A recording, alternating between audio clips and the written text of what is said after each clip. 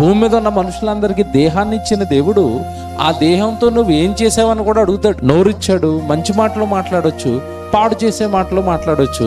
నోరిచ్చాడు, దేవుడి మాటలు మాట్లాడొచ్చు, బూతులు మాట్లాడొచ్చు. చాయిస్ మన చేతుల్లో ఉంది. కానీ నువ్వు ఏది మాట్లాడినా దేవుడికి మాత్రం ఏం చెప్పాలి? లెక్క. మర్చిపోవద్దు. నా దేహం నా ఇష్టం అంటున్నారు చాలా మంది. నా బ్రతుకండి నా ఇష్టం అండి అంటున్నారు.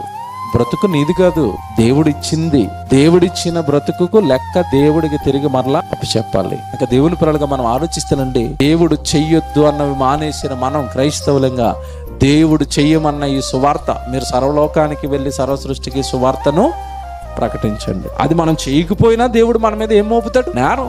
సువార్త ప్రకటించేవారు పాదాల సుందరాలంటే ఎప్పుడు నీ పాదాల సుందరం అవటం లేదు. నీ చేతులకు పని చెప్పాడు, నీ కంటికో పని చెప్పాడు, నీ పాదాలకు ఒక పని చెప్పాడు. టోటల్గా నీ దేహంతో నాకు మహిమ రావాలి అన్నాడు. అవేవి తేవకుండా నేను నా దేహాన్ని పరిశుద్ధపరుచుకున్నాను అని పరిశుద్ధపరిచావు, పాపానికి దూరంగా పెట్టి. ఆ పరిశుద్ధపడిన ఆ దేహం దేవుడు పనికి ఉపయోగపడాలి కదా.